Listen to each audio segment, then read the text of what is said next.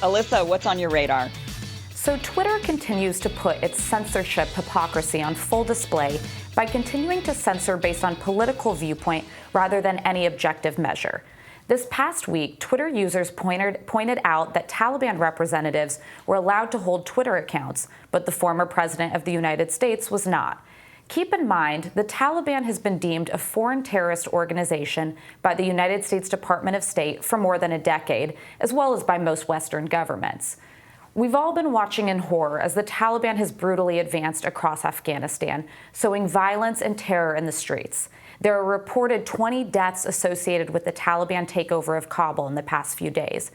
Yet our social media overlords at Twitter continue to allow Taliban members to hold accounts sharing their propaganda. As The Hill reported, the Taliban has grown shockingly sophisticated at using social media for a recruitment and public relations tool.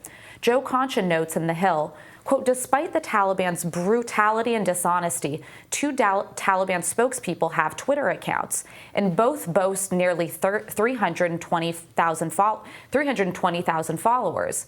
Mujahid has posted dozens of videos that have been viewed millions of times. Quite a platform for the Taliban to have, and it doesn't cost them a dime. And it's oddly and patently disturbing that pro-Al-Qaeda groups and the Taliban have social media accounts to spew propaganda and recruit across the world, because at last check, Twitter often and quickly bans accounts it deems to be spreading misinformation or sees as public threats.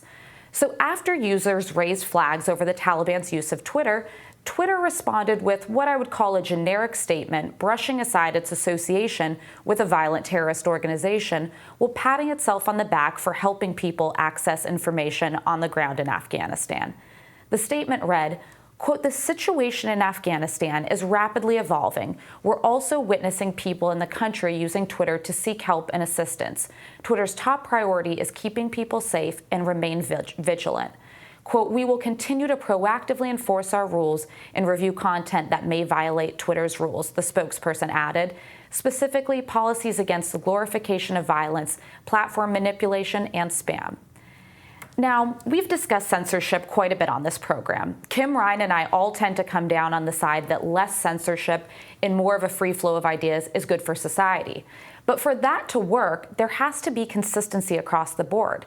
And there has been anything but that with Twitter. Former President Trump continues to be blocked on Twitter, a man who 75 million people voted for.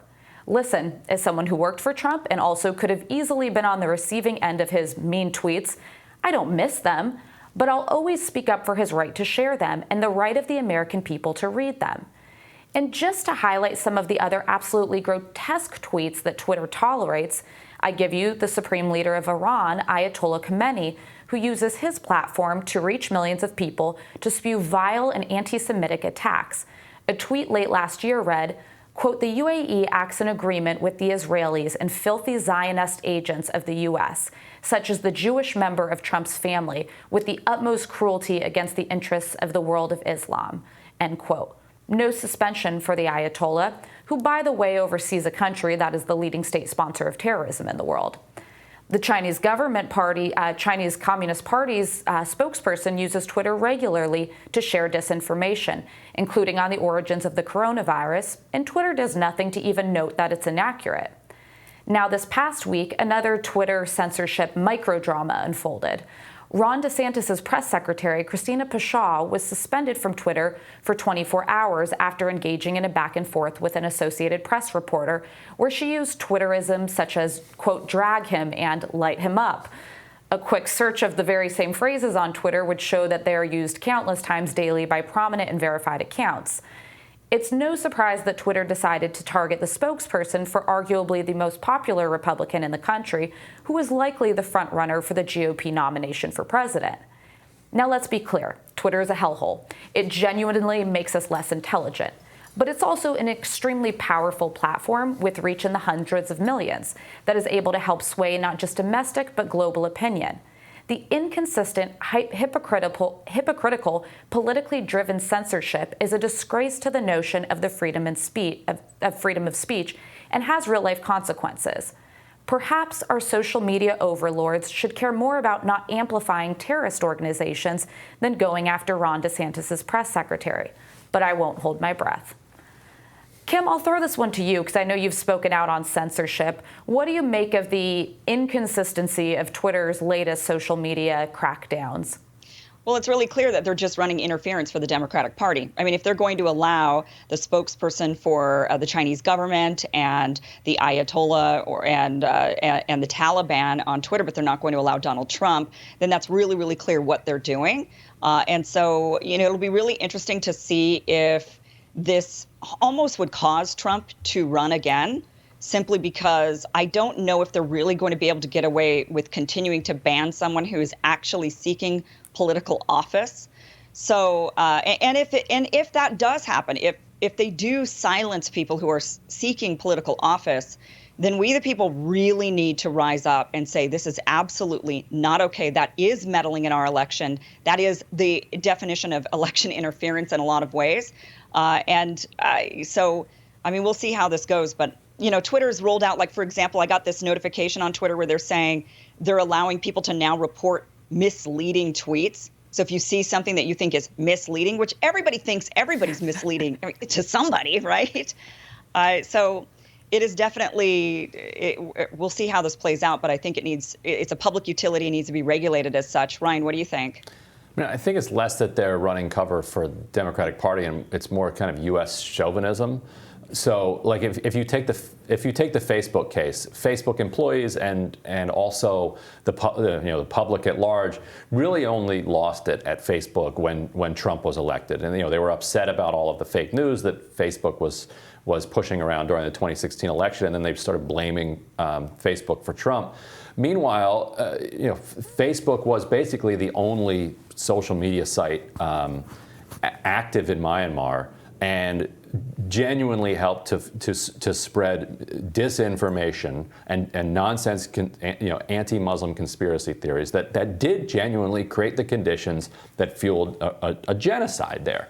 And it was only much later that people started to be concerned about that, because it didn't happen in the United States.